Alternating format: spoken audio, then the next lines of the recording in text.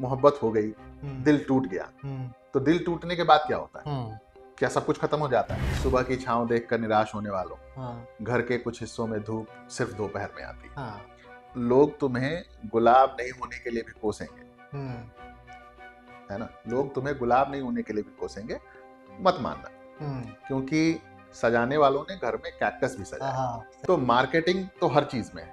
अब ये है कि आप मार्केटिंग आपकी जो है वो लोगों को मिसडायरेक्ट नहीं करनी चाहिए, है ना? गलत मैसेजिंग, लार्जली मतलब एथिकल मार्केटिंग होनी चाहिए, अगर आप जब तक एथिकल मार्केटिंग कर रहे हैं। लेकिन एक बहुत बड़ा कंपोनेंट है दोनों, टेक्नोलॉजी और मार्केटिंग।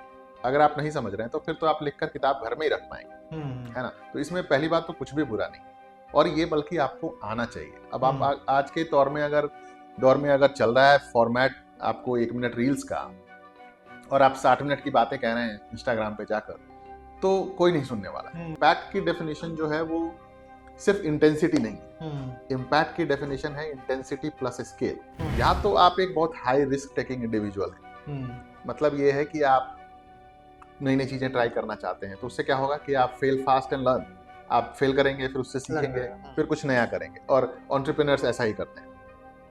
तो अगर आप वो नहीं है, तो फिर आपके पास सीखने का माध्यम क्या है? आपके पास सीखने का माध्यम है कंटेंट कंज्यूम करना और दूसरों के अनुभव से सीखना। हौसलों की छत तले उम्मीदों के घर में रहो, हौसलों की छत तले उम्मीदों के घर में रहो। अब सफर में निकले हो तो कुछ दिन सफर में रहो। हाँ, मैं इस तरह से देखता हूँ कि जो शॉर्ट फॉर्म का कंटेंट है वो कहीं ना कहीं इंटरेस्ट इंस्टिगेट करता है।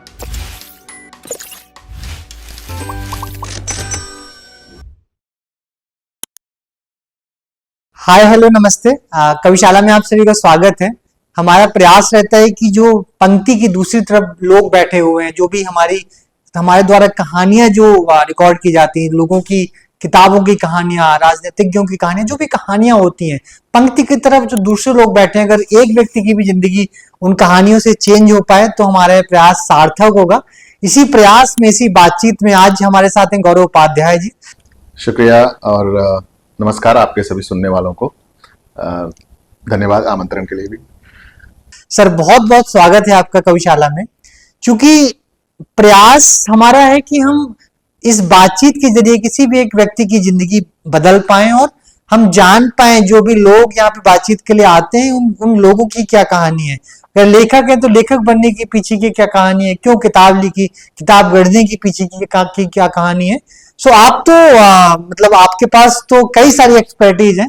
आपकी लाइफ में जाने से पहले, आपके लिटरेचर में जाने से पहले हम शुरुआत करेंगे आपकी कहानी से। अगर आप दर्शकों के लिए साझा कर पाए कि आपकी क्या कहानी है, आपकी क्या जिंदगानी। दिलचस्प है, लेकिन कुछ इतनी एक्स्ट्राऑर्डिनरी नहीं है। तो मैं बिहार में पैदा हुआ था, पढ़ाई वहीं करी, उसके बाद इंजीनियरिंग करने बैंगलोर चले गए।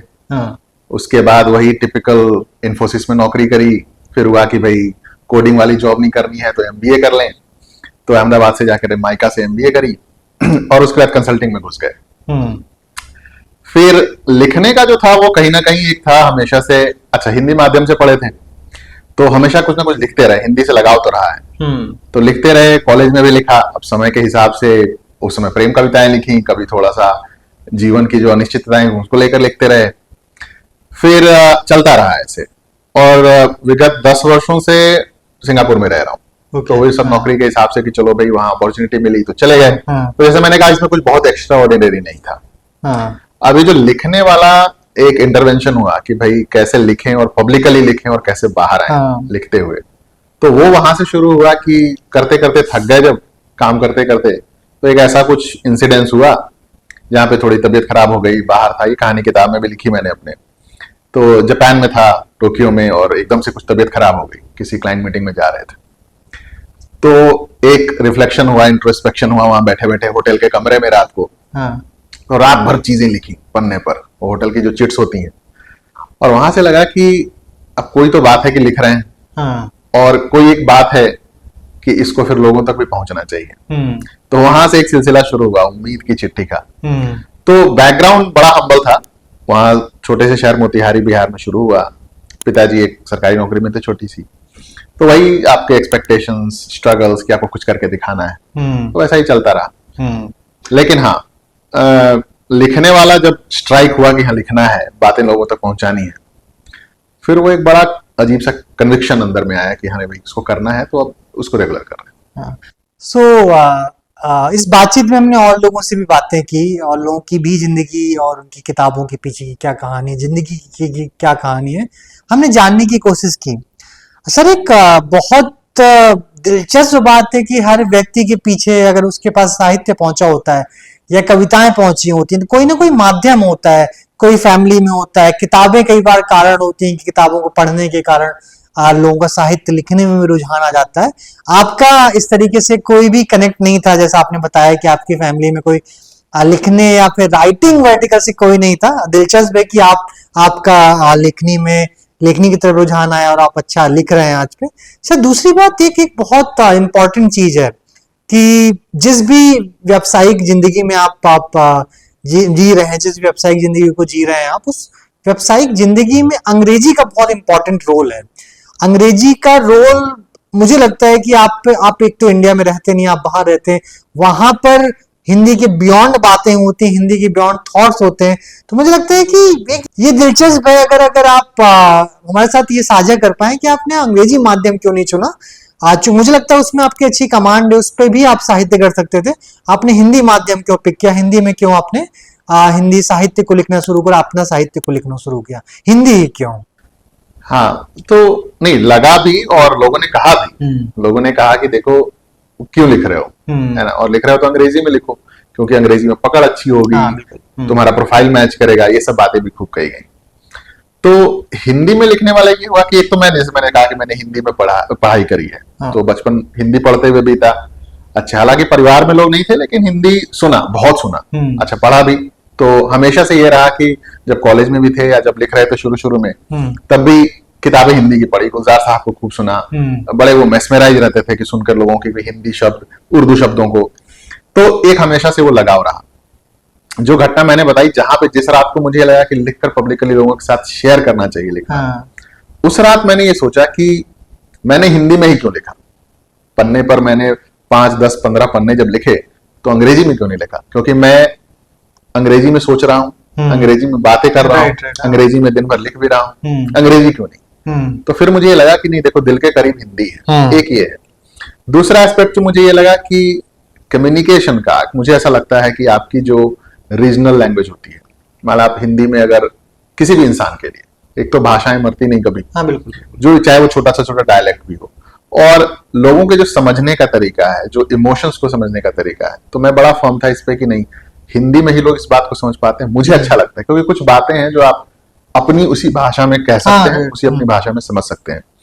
तो मैंने कहा कि चलो देखो, सफर चाहे जितना भी कठिन होगा लिखने वाला, है ना, और इसमें ऑकवर्डनेस होगी, एक लोग कहेंगे, हर बात पूछेंगे कि क्यों, maybe I am a misfit. और मैंने जो पहली किताब लिखी थी, उसमें भी एक चैप्टर उस पर लिखा था कि तुम एक मिसफिट हो, और वो कहीं ना कहीं मेरी अपनी सोच भी है कि बड़ा मिसमैच सा हो रहा है कि भाई तुम कर ये रहे हो, लिख हिंदी में रहे हो।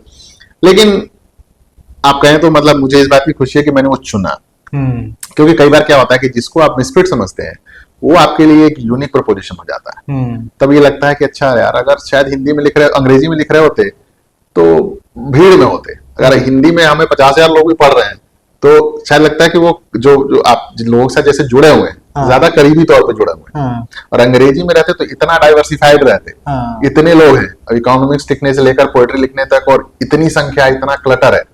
तो मैं तो शुक्रगुजार हूं कि मैंने हिंदी चुना, क्योंकि मुझे ऐसा लगता है कि जो वो तृप्ति आपको होनी चाहिए, ग्रेटिफिकेशन, कि लिख कर लोगों से जुड़ने वाला और बात पहुंचने वाली, वो शायद इसमें ज्यादा हो रहा है। सर, मुझे लगता है कि एक बात और यहाँ पे होनी चाहिए, चूंकि आप उसके लिए राइट पर्सन है, चूंकि आपकी एक्सपर्टीज मल्टीपल वर्टिकल्स में, आपका मैनेजमेंट वाला प्रोफाइल भी आता है, आप एक राइटर भी हैं, आप किताबें लोगों तक पहुंचाते हैं, तो किताबों का आपको पता है किस तरीके से किताबें लोगों तक पहुंचती हैं।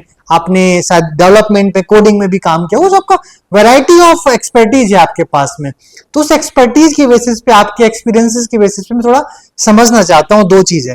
पहला तो ये कि बहुत लोग निगेटिवली बोलते हैं कि लोग, वो अपनी किताब बेच रहा है, वो अपनी किताब लोगों से बोल रहा है लोग खरीद लें, या फिर कहीं स्पॉन्सर्ड पोस्ट चला रहा है। तो जिस तरीके से भी एक ऑथर होता है, एक लेखक होता है, अपनी किताब को अपने पाठकों तक पहुंचाना चाहता है या पहुंचाता है, उसके लिए मार्केटिंग कितना इंपॉर्टेंट होती है, किस तरीके से आप मार्केटिंग को लेते हैं, मार्केटिंग कितनी इंपॉर्टेंट है किताब को छपने के बाद, क्योंकि छपना ही जरूरी नहीं है, छपना ही किताब की सक्सेस नहीं होती है।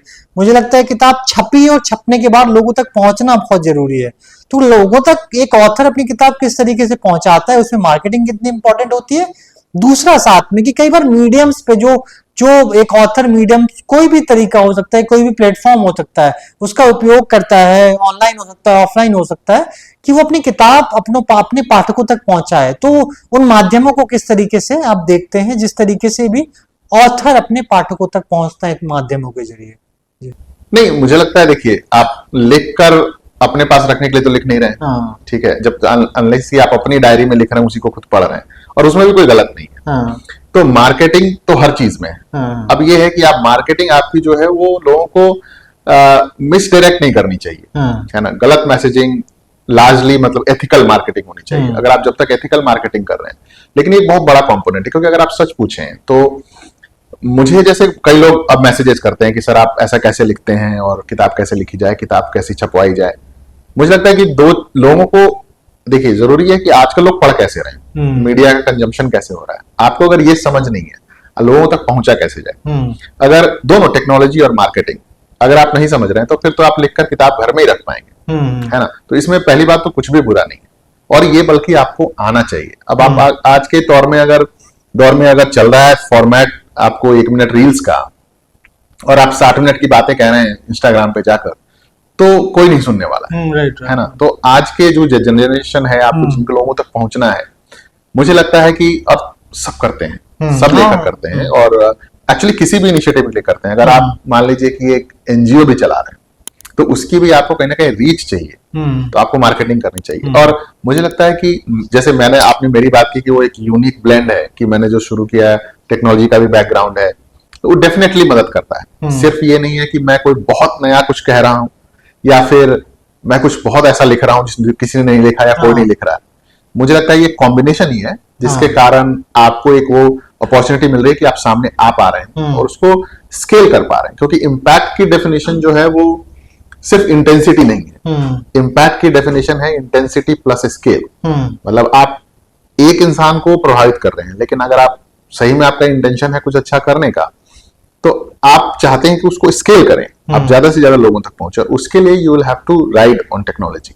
आपको टेक्नोलॉजी हो या मार्केटिंग हो, जो टैक्टिक्स हैं वो आपको करने पड़ेंगे। तो ये नहीं होने के कारण मुझे लगता है कि कई लोग वंचित रह जा रहे हैं, कि मतलब वो अच्छा लिख रहे हैं, कुछ अच्छा कहना चाहते हैं, बट जस्ट बिकॉज उनको ये चीज पता नहीं है कि कैसे इसको इंटीग्रेट करें कंटेंट के साथ, तो ये थोड़ी सी मुश्किल हो रही है। और इस पे जरूरत है, बल्कि मैं चाहता हूं कि इसकी बात साथ साथ की जाए। जब भी लोग बात कर रहे हैं कि कंटेंट प्लेटफॉर्म बनाने के लिए, जो प्लेटफॉर्म्स आपको मोनेटाइज करने के लिए एक दे रहे हैं, कि भाई रास्ता दे रहे हैं, तो ये एजुकेशन बहुत इंपॉर्टेंट है मुझे लगता है। सर आपने बात की, बिल्कुल सही भी है कि जिस तरीके से हम किताब छपने की प्रोसेस को हमेशा डिस्कस करते हैं, किताब लिखने की प्रोसेस को डिस्कस करते हैं, तो किताब पहुंचाने का जो प्रोसेस है वो भी डिस्कशन में आना चाहिए। लोगों को बात करनी चाहिए, उन प्लेटफॉर्म्स की बात करनी चाहिए, तो वो पैरेलली चलनी चाहिए साथ में।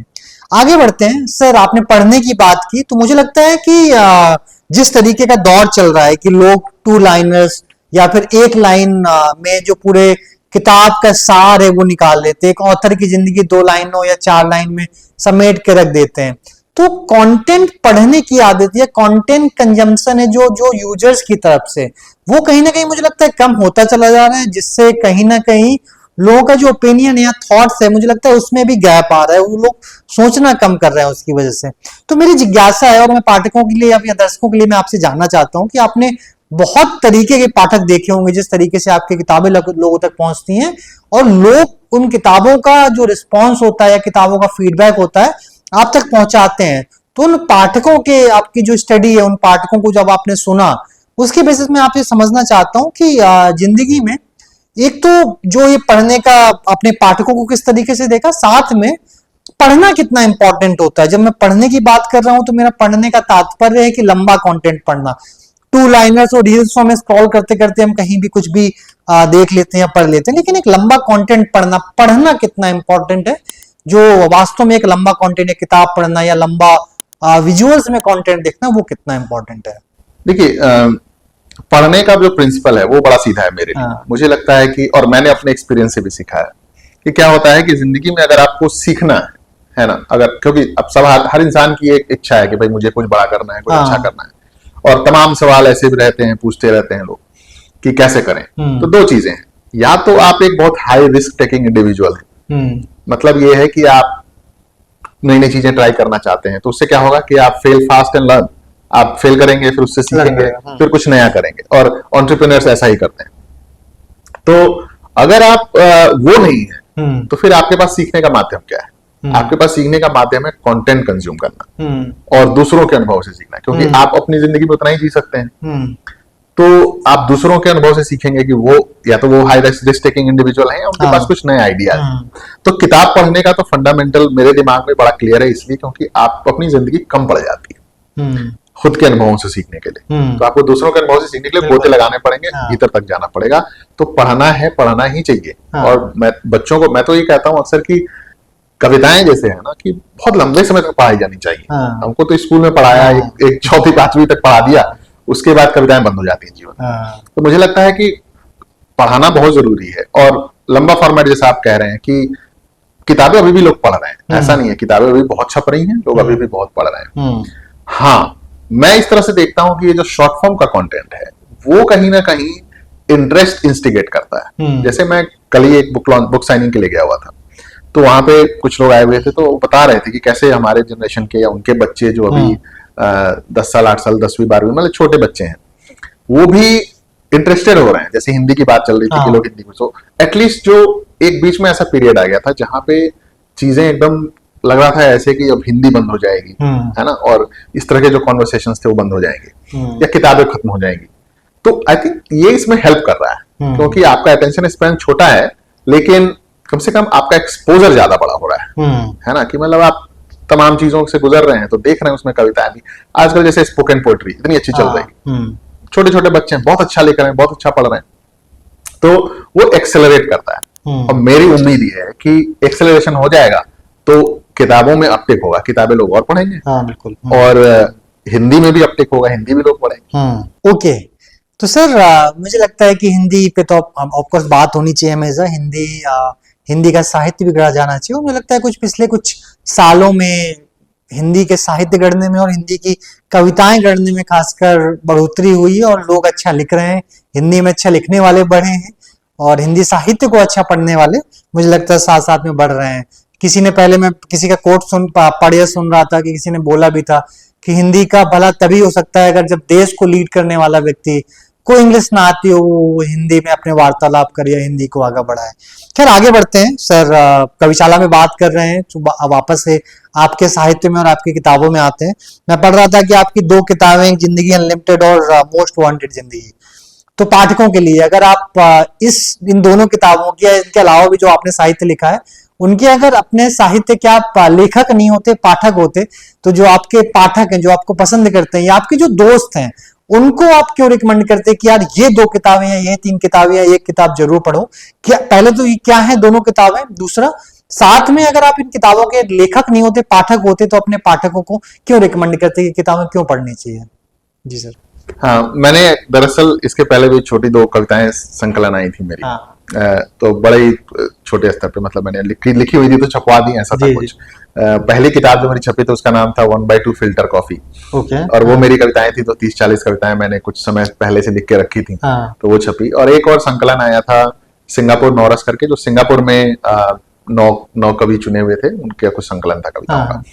लेकिन आप एक तरह से कहें तो सीरियस राइटिंग और एक इंटेंशन के साथ, जो कि मुझे मतलब कुछ नई बात लोगों से कहनी है, थोड़ा सा परिवर्तन देखना है, लोगों की मदद करनी है, इस इंटेंशन से जब मैंने लिखना शुरू किया, तो पहली किताब मोस्ट वांटेड जिंदगी। अब मोस्ट वांटेड जिंदगी में ये था कि मैं बहुत कविताएं लिख रहा था, आज भी लिख रहा हूँ। तो छोटी छोटी सरल कविताएं जो लोगों तक जुड़ती हैं, तो उन कविताओं को एक तरह से मैंने कहा कि सीख के तरीके से लिखा जाए। और तब दिमाग में ये थॉट था कि ये जो सेल्फ हेल्प वाली कैटेगरी है, वो हिंदी में उसमें ओरिजिनलिटी कम है, कम लिखी गई है चीजें, और ट्रांसलेटेड किताबें ज्यादा हैं, और कैसे उसको कविता को उसको लेकर, तो उसमें 18 अध्याय थे, और वो छोटी छोटी आप कहें कि मुर्गियां कह लें, मतलब वो कविताएं छोटी छोटी थी और थोड़ा थोड़ा गद्य भी था। तो उसको लोगों ने सराहा, लोगों ने पढ़ा, वो लोगों तक पहुंची और लोगों को लगा कि साधारण चीजें हैं लेकिन एहसास से भरी हुई बातें हैं, भरी हुई बातें हैं और कुछ उसमें थोड़ा सा लर्निंग भी है। अब मेरी शिकायत उस किताब से ये रह गई कि मुझे लगा कि थोड़ा और डीप में जाना चाहिए था, क्योंकि इसमें जब आप टेक अवे की बात करते हैं कि हमने पढ़ लिया, समझ लिया, और मैंने खुद का फीडबैक और लोगों से भी फीडबैक ये रहा कि इसमें ऐसा लगता है कि आप इस विषय में ऐसा महसूस करते हैं इस बारे में, तो ये तो आपके थॉट्स हो गए, हम क्या करें इसमें, है ना। तो इसके लिए मैंने कहा कि अच्छा, इसके आगे फिर ये किताब ऐसे लिखी जानी चाहिए जिसमें थोड़े से टेक अवेज हो और थोड़ा सा स्ट्रक्चर्ड हो। तो जब जिंदगी अनलिमिटेड जो हमारी रिसेंट किताब है उसमें ये रहा कि हाँ, उसको एक स्ट्रक्चर्ड तरीके में, और सिंपल सा मैसेज ये था, किताब का प्रिंसिपल ये था कि मुझे ऐसा लगता है, और ये आया कहां से कि जब मैंने लोगों से बात करनी शुरू की, इंस्टाग्राम पे लोग जुड़ते हैं, रैंडम लोग, तो ये हुआ कि मुझे ऐसा लगा कि हर इंसान कहीं ना कहीं एक संकुचित जिंदगी जी रहा है, चाहे वो रिलेशनशिप के नाम पे कहे या फिर कह ले कि पेन, फिजिकल मेंटल पेन, या बीमारियां हो या कोई भी चीज हो, मतलब ऑब्स्ट्रैक्शंस या लिमिट्स कुछ भी हैं आपकी लाइफ में, लेकिन मिला जुला के ये है कि आप कहीं आगे और जाना चाहते हैं, आप में पोटेंशियल है, हम में से सबके पास पोटेंशियल है, तो क्यों आखिर लोग इतनी लिमिटेड जिंदगी जी रहे हैं, है ना। और सही में बस यही थॉट था। तो किताब के अंदर ये कहा गया कि इसमें मैंने ये कहा है कि सिंपल से पहले तो समझाया है कि आपके जीवन में सीमाएं आती कहां से। तो पहला जो भाग है, 3 भाग में किताब, तो पहले भाग में बताया कि सीमाएं, और ये मेरे ऑब्जर्वेशंस हैं, तो कुछ कहानियां जो लोग मुझे जुड़ते हैं और कहते हैं कि चाहे वो रिश्ते को लेकर या करियर को लेकर, कि इसके कारण मेरे जीवन में सीमाएं हैं, दायरे हैं, तो मैं कैसे तोड़ूं। तो कहां से आता है, आपके चाइल्डहुड ट्रॉमा से आता है, आपके जो एक्सपीरियंसेस, जो अनुभव से आप गुजरे हैं वहां से आता है, जो कहानियां आपने सुनी है आप वही कहानियां बनते जाते हैं, है ना। You are as good as 5 good stories that you hear. तो वो चीज, उसको पहले समझाने की कोशिश की, और उसके बाद बताया है कि अच्छा, उन सीमाओं को तोड़ना कैसे। तो उन सीमाओं को तोड़ने में 3-4 डायमेंशन है उसके, जिसमें पहला तो आपके थॉट प्रोसेस, उसी को आपको चेंज करना है। दूसरा ये है कि आप कैसे टैकल करें पेन को, कि आपकी जिंदगी में जब भी लगता है कि निराशाएं हैं, दर्द है, तो उससे कैसे उभरना है। तो ऐसे करके 3-4 उसमें पिलर है, जिसके हिसाब से ये बताया गया है कि ये दायरे तोड़ने कैसे। और जो आखिरी भाग है उसमें मैंने लिखा कि आखिर एक बार जब आपको ये बात समझ में आ जाती है तो आप अपनी नई जिंदगी को जिए कैसे। ये जब जो नई स्क्रिप्ट, आपकी नई कहानी जो बन रही है, इसको इन प्रैक्टिस जीना कैसे। तो किताब जो है वो एक प्रैक्टिकल अप्रोच है। अच्छा, बीच बीच में कविताएं भी हैं क्योंकि मेरा सिग्नेचर स्टाइल है। मुझे जो लोग कहते हैं वो ये है कि मैं लिखता हूं बड़ा जैसे कोई दोस्त आपसे बात कर रहा हूं, तो वो स्टाइल भी मैंने मेंटेन रखा है। और तीसरी ये बात है कि जो मेन प्रोपोजिशन था मेरा कि मूल किताबें जो हिंदी में लिखी जा रही हैं सेल्फ हेल्प को लेकर, कुछ नएपन के साथ, वो कम है। बहुत लोग अब लिख रहे हैं और मुझे लगता है कि इसमें और काम होना चाहिए। सो आपने अपनी किताबों के बारे में बताया, और मुझे लगता है कि हमेशा इन किताबों में एक मोटिवेशन छुपा हुआ है जिंदगी के अलग अलग पड़ावों को लेकर। लेखक होता है, मैंने बहुत सारे लेखकों से बात की, बहुत सारे अलग अलग वर्टिकल में जो एक्सपर्ट हैं, अपने क्षेत्र में जिन्होंने कुछ ना कुछ किया हुआ है, तो उनसे बात की। मुझे लगता है कि जो लेखक होता है, या मेरा ऐसा मानना है कि हर लेखक प्यार मोहब्बत से या दिल टूटता है तब लिखने की शुरुआत करता है। आपको नहीं लगता कि आपको शुरुआत कुछ मोहब्बत से करनी चाहिए, या आपने कुछ मोहब्बत के बारे में लिखा है, कुछ मोहब्बत के आसपास कुछ लिखा है? नहीं, लिखा मैंने भी मोहब्बत में लिखा, जब मोहब्बत में था तब लिखा, जब दिल टूटा तब लिखा। मुझे लगता है कि अच्छा, मेरे लिखने का एक ये बेसिक डिफरेंशिएशन रहा है। मुझे ऐसा लगता है कि लोग आखिर ऐसा क्या अलग लिख रहा हूँ या ऐसा क्या अलग सोच रहा हूँ कि थोड़ा बहुत लोग पढ़ रहे हैं। मुझे लगता है कि एक जो मेरा फर्म बिलीफ और मेरे भी अपने अनुभव के कारण जिंदगी में जो मेरे साथ चीजें हुई हैं, मुझे लगता है कि लिखने में और खासकर हिंदी साहित्य में ऐसा रहा है ना कि एक बहुत पर्टिकुलर, आप कह लें कि स्पेस है जिसको लेकर ऑब्सेस्ड रहे लोग लिखने के लिए। ऐसा दिल टूटने के ऊपर बहुत सारा लिखा गया, बिकॉज वो क्या है, फैंटेसी है उसमें, है ना। दर्द लिखना एक फैंटेसी है। अच्छा, मोहब्बत भी लिखा गया है तो बहुत स्क्यूड है। मोहब्बत पे जो कंटेंट लिखा गया है वो रोमांटिक कम है। अगर आप देखें रोमांटिक कितना लिखा हुआ है और दर्द कितना लिखा हुआ है, क्योंकि दर्द दिखता है ना। क्योंकि दर्द, मैंने अपनी किताब में भी लिखा था, गुलजार साहब से किसी ने पूछा था कि दर्द पे क्यों लिखा जाता है, कहते हैं कि दर्द ज्यादा देर तक ठहरता है, खुशी फुल जड़ी है ना, कोई हो गया, आपने सेलिब्रेट कर लिया, खत्म हो खत्म हो गया। दर्द रुकता है, तो जो रुकेगा वो बिकेगा। फोकस भी दर्द में होता हाँ, है, फोकस भी दर्द में, इमोशन भी आप फील करते हैं। हाँ। तो मुझे लगता है कि लिटरेचर बहुत स्क्यूड रहा है उसकी तरफ। और मोहब्बत की आपने बात की, तो ये मुझे हमेशा लगा कि अच्छा उसके बाद क्या है, तो तुम मोहब्बत हो गई, दिल टूट गया, तो दिल टूटने के बाद क्या होता है, क्या सब कुछ खत्म हो जाता है? तो लोग, मुझे ऐसा लगता है कि एक अधूरा नैरेटिव चला आ रहा है लिखने को लेकर। तो मैंने थोड़ा सा ये इसमें अलग ये करने की कोशिश की कि भाई उसके आगे भी लिखो। तो अब सेल्फ हेल्प पे बहुत ज्यादा लिखता हूं मैं, सेल्फ लव पे बहुत ज्यादा लिखता हूं। और मुझे लगता है कि उसका एक बहुत बड़ा कंपोनेंट, अब खुद से प्रेम नहीं करेंगे तो दूसरे से क्या प्रेम, सिंपल सी बात है। तो मैं वो एरियाज पे थोड़ा सा फोकस करना चाहता हूँ जो अनटच्ड रहे। तो लिखता हूँ मैं, प्रेम पे भी लिखता हूँ, लेकिन वो उसमें एक एलिमेंट जरूर ये रहता है कि देखो पॉसिबिलिटी का एलिमेंट उसमें क्या है ना। तो उसमें घुस मत जाओ कि भाई प्रेम हो गया, मोहब्बत हो गई, अगर कुछ गड़बड़ हो गई, चीजें, दिल टूट गया तो सब खत्म हो गया, लेकिन उसके बाद की क्या स्टोरी। ओके, थोड़ा आगे बढ़ते हैं। तो मैं थोड़ा अपने पाठकों के लिए, या जो हमारे दर्शक हैं, आपके पाठक हैं, उनके लिए मैं आपसे समझना चाहता हूं कि जो जिंदगी होती है, उस जिंदगी में सूत्रधार कितने इंपॉर्टेंट होते हैं। अगर मैं आपकी जिंदगी की बात करूं तो आप एक लेखक हैं। एक लेखक की जिंदगी में जो पुराने लेखक हुए हैं, क्यों इंपॉर्टेंट है, कौन से लेखक इंपॉर्टेंट है, और क्यों, कौन सी कहानी है जो आपको प्रोत्साहित करती है उन लेखकों की? देखिए, पढ़ने को लेकर मैंने असल में मैंने अंग्रेजी साहित्य बहुत पढ़ा है। ठीक है, अच्छा। और सेल्फ हेल्प वाले भी कैटेगरी में इंटरेस्ट यहाँ से आया कि मैंने सेल्फ हेल्प की तमाम किताबें भी अंग्रेजी में भी पढ़ी। बाद से भाई हिंदी में बात कहने की, तो मैंने शुरू में गुलजार साहब को बहुत सुना, और मुझे लगता है कि एक लाइफ की फिलॉसफी को हर एक एंगल से अटैच करके लाना अपने लेखन में। तो एक तो बड़ा संजीदा लिखते हैं, उनके शब्द जो हैं वो आप वहां तक पहुंच नहीं सकते, लेकिन मैंने उनको बहुत सुना, तो उससे मुझे लगता है कि उससे बहुत प्रभाव पड़ा मुझे वो कहने की शैली में कि लाइफ की एक फिलॉसफी को कहीं ना कहीं लेकर आना है, आप जो कहना चाहते हैं, जो लिखना चाहते हैं उसमें।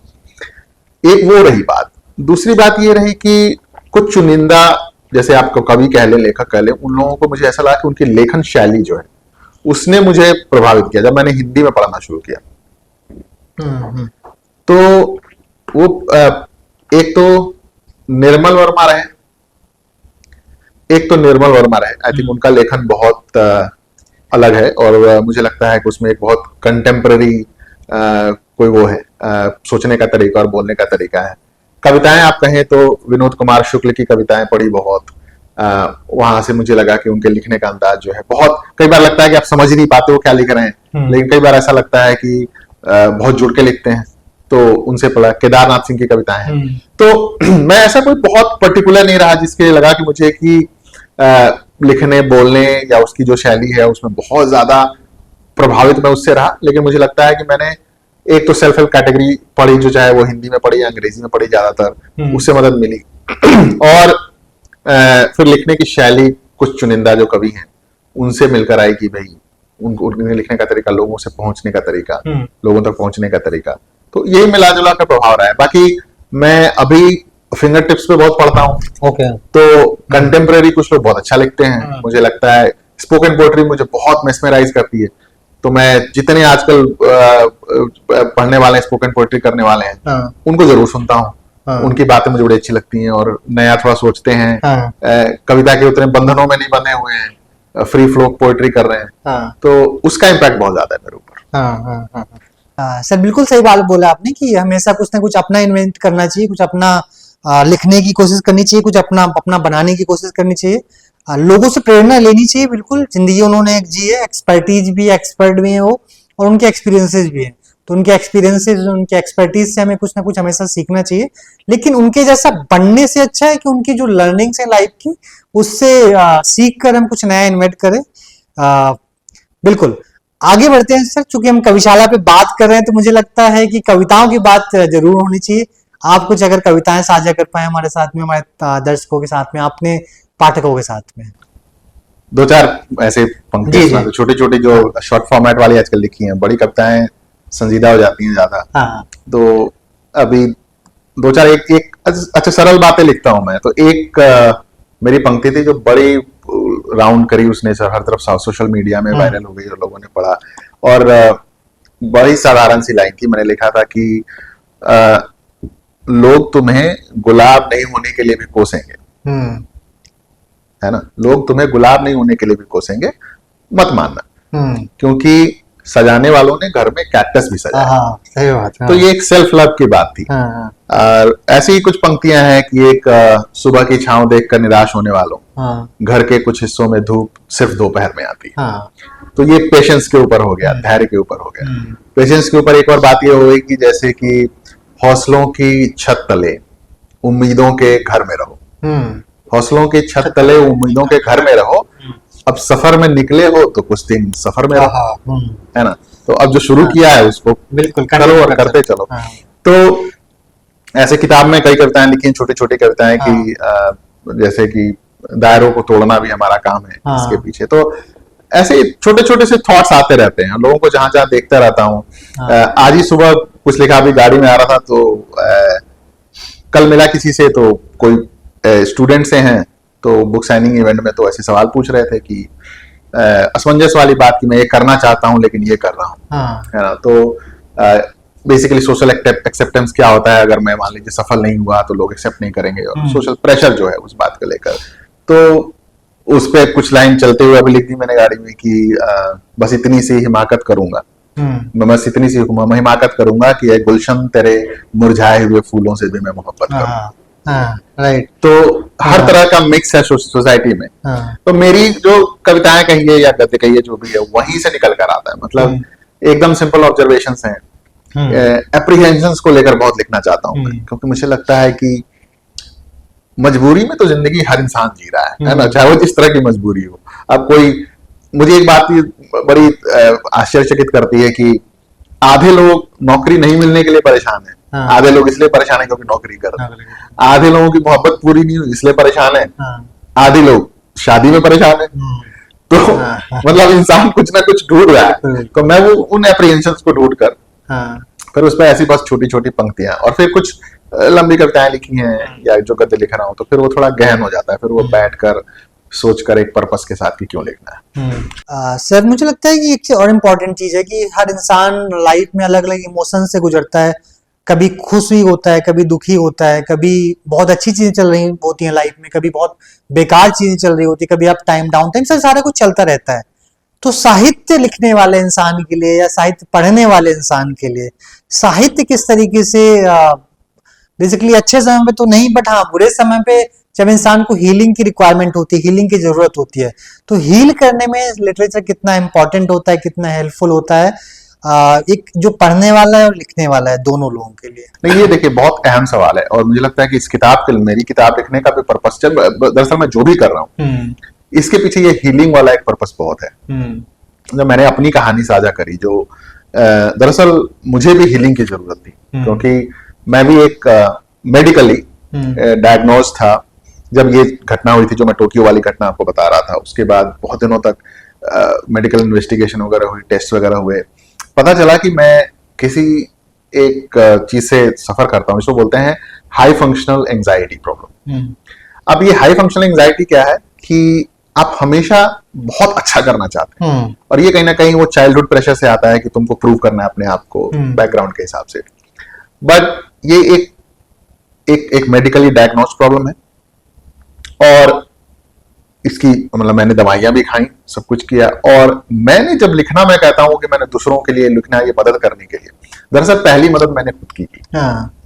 और मेरी जो रियलाइजेशन है इन द लास्ट 4-5 years ये रही है कि जब आप अपने शेड्यूल में किसी एक पॉजिटिव एलिमेंट को कंसिस्टेंटली फिट कर देते हैं, आपकी हीलिंग वहीं से शुरू हो जाती है। तो मैं जैसे जब से लिखना मैंने शुरू किया और लोगों के साथ शेयर करना शुरू किया इंस्टाग्राम पे, या वहां बात यह है अंदर से कि मैंने हर रोज सुबह 5 बजे 5:30 बजे जब मैं उठता हूं तो पहले कुछ लिखा है।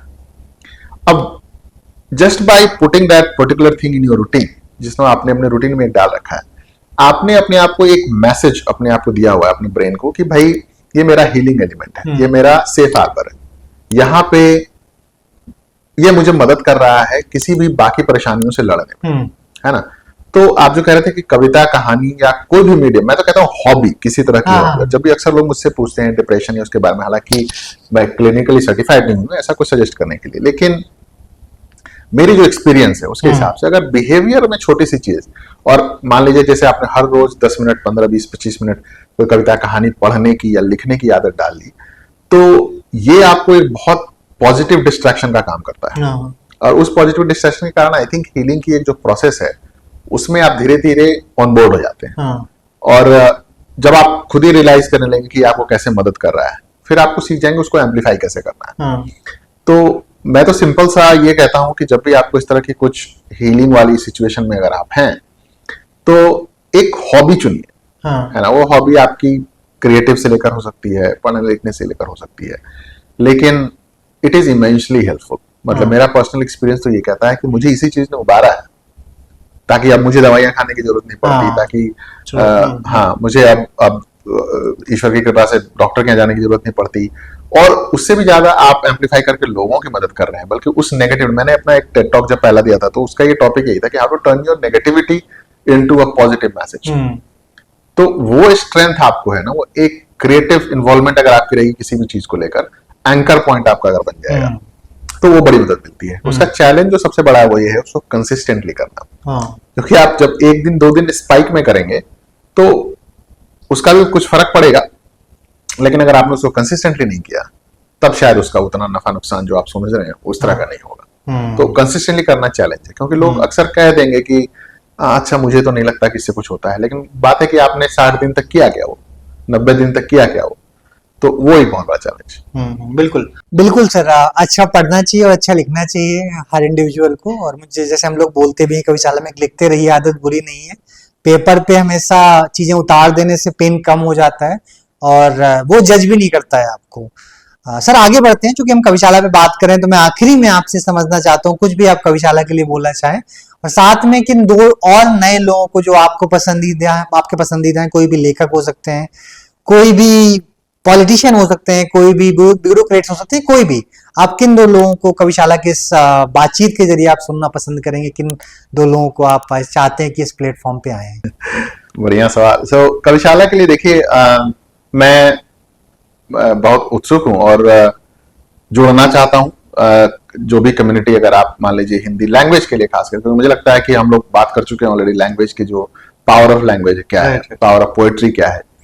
तो आपके लिए मैं ये कहना चाहता हूं कि आप पहली बात जो कर रहे हैं वो बहुत अच्छी बात है, और एक प्लेटफॉर्म दे रहे हैं मेरे जैसे लोगों को आकर बताने के लिए। आपने कहा कहानीकारों की कहानी बताना चाहते हैं, तो इसमें करिए। और एक और मैसेज ये रहेगा कि जो टेक्नोलॉजी वाला एलिमेंट है और आपका उसमें उसी पे आधारित भी हैं आप थोड़ा सा, तो मुझे लगता है कि वो एलिमेंट और ज्यादा इंट्रोड्यूस होना चाहिए, और कैसे इसको स्केल करें टेक्नोलॉजी से, क्योंकि एक फोरम बना देना एक अलग बात है और उसको स्केल करना। हाँ बिल्कुल। तो मैं उम्मीद करता हूं कि आप उसमें और टेक्नोलॉजी इंटरवेंशंस लेकर आएंगे। और मैं किसकी बात सुनना चाहता हूं कविशाला में मैं कहता हूं कि एक बार आप नीलेश मिश्रा को लेकर आइए। वो सबका इंटरव्यू ले रहे हैं, स्लो इंटरव्यू, और बहुत अच्छा लेते हैं, बहुत अच्छे, बहुत बढ़िया कहानीकार है। तो मैं चाहता हूं कि उनको जरूर सुना जाए, जरा उनकी कहानी को भी थोड़ा ध्यान से सुना जाए, तो वो बहुत जरूरी है। मुझे नहीं पता अगर अक्षत गुप्ता आपके आए हैं। अक्षत अभी तक नहीं आए, तो मुझे मैं उनसे पर्सनली मिला नहीं, लेकिन उनका कंटेंट, मुझे बोलने का तरीका और जो लोगों को लेकर उनके सेंटिमेंट्स हैं, वो मुझे बड़ा पसंद आता है। तो मुझे लगता है कि उनसे एक वार्ता दिलचस्प रहेगी। जी जी सर, बिल्कुल प्रयास करेंगे इन लोगों को हम लेके आए। और थैंक यू सो मच, एक अच्छी बातचीत हुई। मुझे लगता है कि जो लोग भी इस बातचीत को सुनेंगे, देखेंगे, उनमें अगर हम एक व्यक्ति की भी जिंदगी में कुछ परिवर्तन ला पाते हैं, कुछ वो इस वीडियो को देखकर सीख पाते हैं, तो हमारा प्रयास सार्थक होगा। Thank you so much sir. बहुत शुक्रिया आपका वक्त निकालने के लिए, और बहुत सारी शुभकामनाएं आपको भी और कविशाला के सब सुनने वालों को।